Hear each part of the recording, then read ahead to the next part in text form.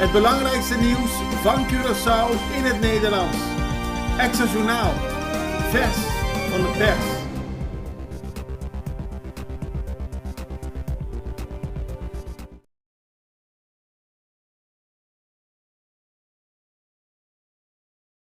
Belangrijkste nieuws uit Curaçao en de omliggende eilanden. Vers van de pers. We beginnen met het belangrijkste nieuws en dat was afgelopen weekend veel te zien op de sociale media. Er is een man gedood bij een fever-event. Dat ongeluk gebeurde terwijl heel veel mensen toekeken wat er aan de hand was. De man die stond op de piste toen er een auto aankwam en die heeft de man overreden. Heel erg treurig, familie natuurlijk heel veel sterkte gewenst. De mensen keken ernaar en het was uiteindelijk een tragisch ongeval.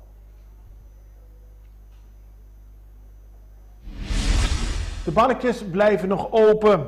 De grenzen zijn geopend tussen Curaçao en Venezuela, maar de barretjes blijven voorlopig nog open. Dat is, even kijken. Dit moet helemaal overnieuw, dit bericht. We gaan het hebben over de barretjes. De barretjes blijven nog weg. Ik heb het verkeerd voorgelezen. De barretjes blijven voorlopig nog weg. De grenzen zijn open vanaf vandaag, maar de papieren zijn voor veel Venezolaanse verkopers nog niet op orde. Dat betekent dat pas na 15 april het eerste grote schip voor de groothandel wordt verwacht. Voor de barretjes kost het nog tijd om de paspoort en andere papieren op orde te hebben. Dan pas zullen de barretjes met fruit en groenten naar Curaçao komen. Het luchtruim gaat vanaf vandaag open. Vanaf 3 april is er een nieuw akkoord over het openen van het luchtruim tussen Venezuela en Curaçao. Gisteren maakte de regering bekend dat er een akkoord is getekend tussen Curaçao en Venezuela hiervoor.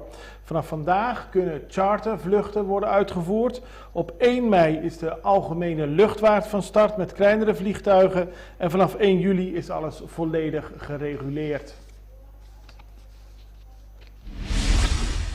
Man opgepakt voor aanval op agent. Dit weekend is er een 23-jarige man opgepakt in zijn huis in de Calle Coco Valentin. De man wordt ervan verdacht een agent te hebben proberen aan te rijden. Het gaat om een man die is geboren in Colombia. Bij een huiszoeking werden ook drugs en een wapen aangetroffen. Vrouw door partner neergestoken. Een heel treurig ongeval vond afgelopen weekend plaats. Een vrouw is door haar partner in de nek gestoken. De man heeft de vrouw achtergelaten in de tuin van hun huis bij de Sanakaweg. En daarna is de vrouw door ambulancepersoneel naar het ziekenhuis gebracht. Haar toestand is nog ernstig. Meer aandacht voor ambulances. Volgens een rapport van het SOAB moet er meer aandacht worden besteed aan Fundación Cuido Ambulance. Dat is de organisatie die verantwoordelijk is voor de verschillende ambulances op Curaçao. Volgens het rapport moet er zo snel mogelijk meer aandacht aan worden besteed en worden gekeken wat er precies aan de hand is met de ambulances op Curaçao.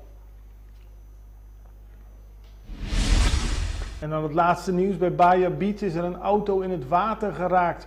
Hoe het zich heeft kunnen voordoen is nog steeds onbekend, maar een chauffeur heeft in een binnenwater bij Bahia Beach, vlak voor Fort Bakenburg, in het water gereden. En de politie heeft de zaak in onderzoek. Er zijn duikers aan het kijken of er nog mensen zich in de wagen bevinden. Dat lijkt niet het geval, maar het is in ieder geval een heel opvallend ongeluk. Dit was het belangrijkste nieuws. We gaan even naar de reclame en dadelijk is er meer aandacht voor meer nieuws. Hey, Pizza Hut tem algo especial para mi cubo. Ambiente meal. For you and me. Small pizza con 2 topping, pa mí, pavo. 2 garlic bread, pa mí, pavo. 2 bottles de Coca-Cola de 16 ons. Aha, vos acaba. Ambiente meal. For you and me. Nobo na Pizza Hut. Por bestellen pa mi cubo tur dia. De 19:30 teku 6 uur de tarde. Para más info, check nos Facebook page of nos website. pizzahut.cw. Pizza Hut, for the love of pizza.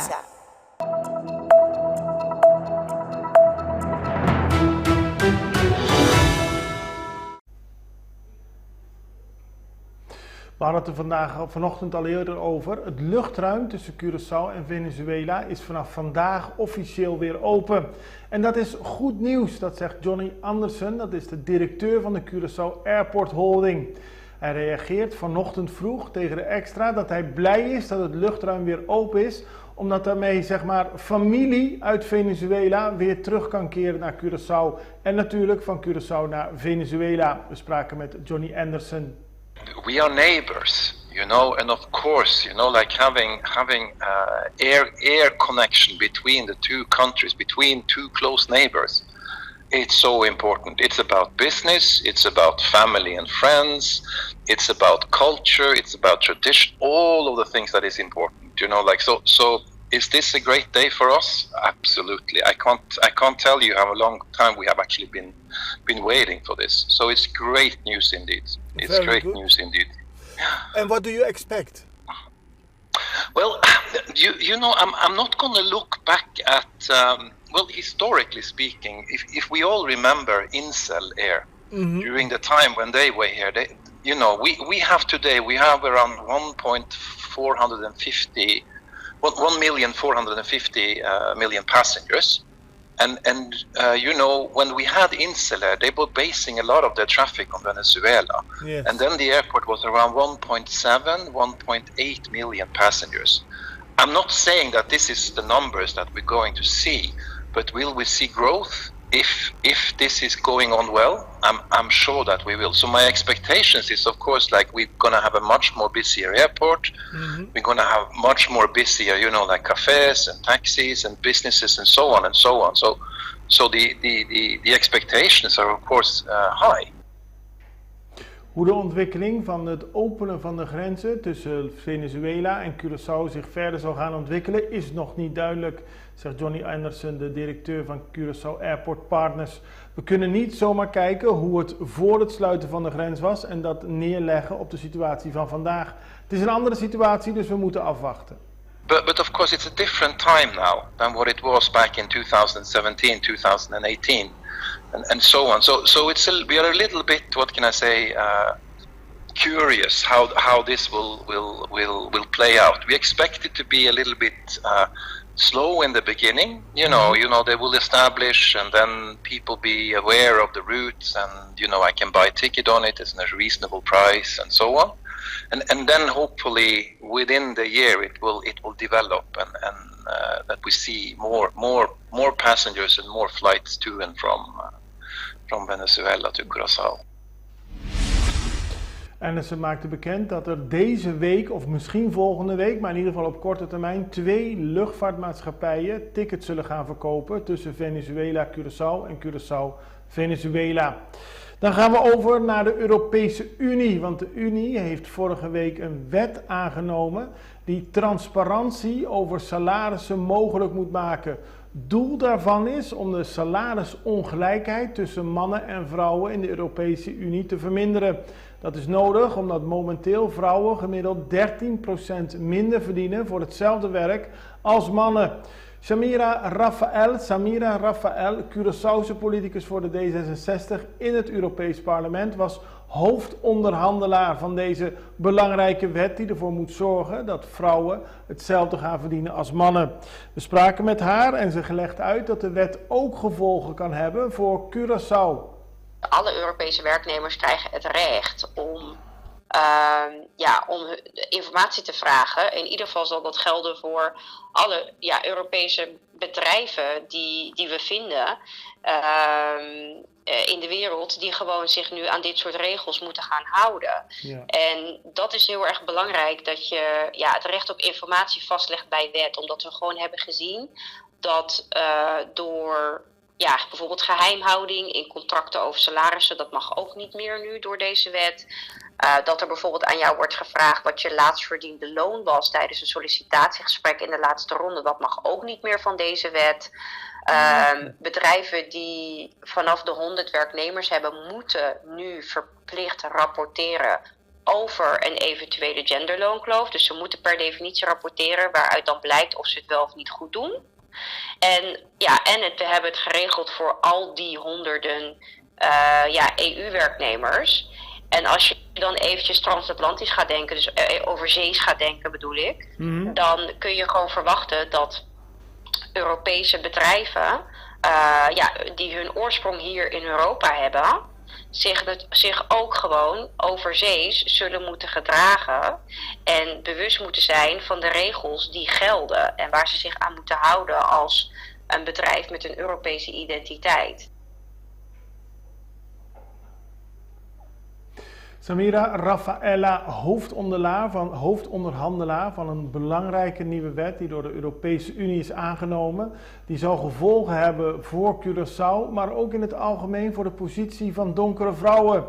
Zo zegt Samira Raffaella uit in een interview met Extra Journaal. Ik heb als hoofdonderhandelaar ook voor elkaar gekregen dat intersectionele discriminatie erkend wordt. Dat heb ik heel erg vanuit mijn eigen kennis, maar zeker ook vanuit mijn eigen ervaringen als vrouw van kleur heb ik dat gedaan. Omdat we gewoon op de arbeidsmarkt zien dat mensen van kleur, bijvoorbeeld zeker vrouwen van kleur, als jij een werknemer bent met een Caribische achtergrond, dan heb jij, is gewoon bewezen dat je meer kans hebt op discriminatie, maar zeker ook loondiscriminatie. Ja. Als jij een vrouw bent die een hoofddoek draagt, hetzelfde als jij een jonge vrouw bent met weinig ervaring. Ja. Hetzelfde, weet je. Dus daarom hebben we ook intersectionele discriminatie erin gekregen. En dat wordt nu ook een verzwarende factor voor de rechter. Dus die mag dat nu als verzwarende factor mee laten bepalen in een uitspraak over een loondiscriminatiezaak. Dat hebben we nu ook geregeld met deze wet. Dus ik hoop ook dat ik gewoon hiermee ook vrouwen van verschillende achtergronden, ook vrouwen met een niet-westerse achtergrond, vrouwen van kleur, maar ook jonge vrouwen, nu ook gewoon een steviger middel heb gegeven in handen om gelijke betaling voor gelijk werk op te eisen. Dus nog een lange weg te gaan voordat er sprake zal zijn van gelijkwaardige betaling, van gelijkwaardige salarissen voor iedereen. Maar belangrijke stappen zijn in ieder geval gezet. En daarmee zijn we aan het einde gekomen van Extra Journaal van vandaag. Morgen zijn we weer terug en dan hebben we onder meer aandacht over de ondertekening van de regeling tussen Nederland, Curaçao, Aruba en Sint Maarten, die morgenochtend onze tijd in Nederland zal plaatsvinden. Daarover meer bij Extra Journaal en natuurlijk het laatste nieuws vers van de pers. Ik hoop dat u dan weer kijkt. In ieder geval tot morgen. Tot ziens. Dag.